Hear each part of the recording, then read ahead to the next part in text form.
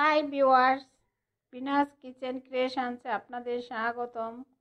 আজ রান্না করব আলু দিয়ে সাধারণ করলা ভাজি।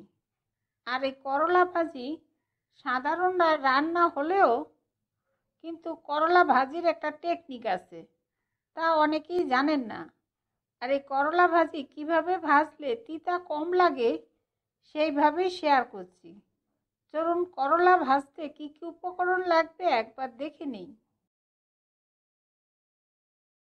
প্রথমেই লাগবে এখানে 2টা আলু একটু মোটা কুচি করে কেটে নিয়েছি, আর 2টা পেঁয়াজ কুচি করে কেটে নিয়েছি।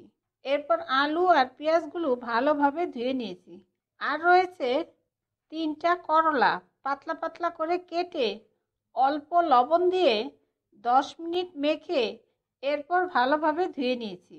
আর এইভাবে করলা কাটার পর লবণ দিয়ে কিছুক্ষণ মেখে রাখলে করলার তিতা একদম চলে যায়। এখন কড়াইতে পরিমাণ মতো তেল দিয়ে নিয়েছি, আর তেল ভালোভাবে গরম হয়ে গিয়েছে।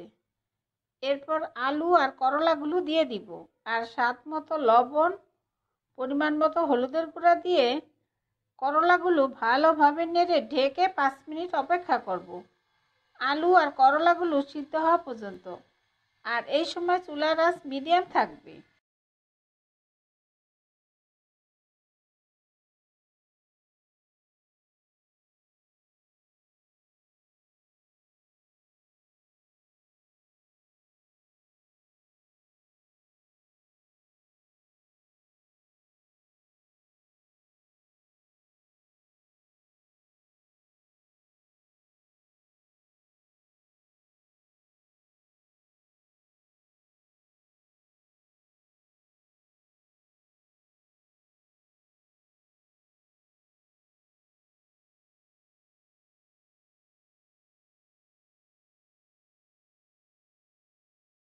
এখন ঢেকে 5 মিনিট অপেক্ষা করার পর দেখুন করলাগুলো সিদ্ধ হয়ে গিয়েছে।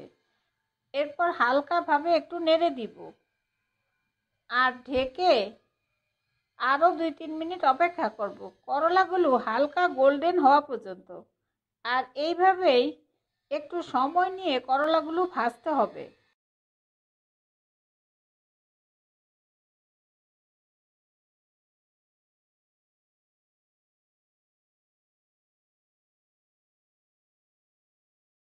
এখন ঢেকে 2-3 মিনিট অপেক্ষা করার পর দেখুন হালকা গোল্ডেন হয়ে গিয়েছে। এরপর আবার করলাগুলো হালকাভাবে একটু নেড়ে দিব, করলার 2 পিঠ সুন্দরভাবে ভাজা হওয়া পর্যন্ত। আর এখন আলু আর করলাগুলো দুটোই সিদ্ধ হয়ে গেছে, তাই হালকাভাবে নাড়তে হবে, তা না হলে আলুগুলো ভেঙে যাবে।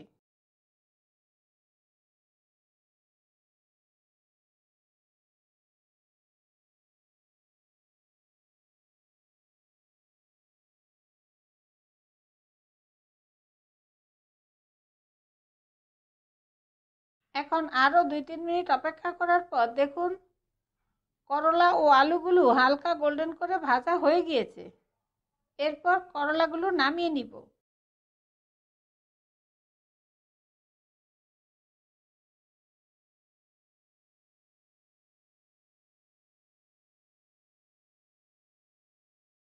তৈরি হয়ে গেল ভীষণ মজার করলা ভাজি। এইভাবে বাড়িতে অবশ্যই ট্রাই করবেন। আপনাদের সুবিধার্থে সব উপকরণ ও তার পরিমাণ আমি ডিসক্রিপশনে দিয়ে দিব। আর এই রেসিপিটা আপনাদের কেমন লাগলো আমাকে কমেন্টসে জানাবেন। আর ভালো লাগলে অবশ্যই একটা লাইক দিবেন। আর নতুন বন্ধু হলে সাবস্ক্রাইব করার জন্য অনুরোধ রইল। আমার ভিডিওগুলো দেখার জন্য আপনাদের সবাইকে অনেক অনেক ধন্যবাদ।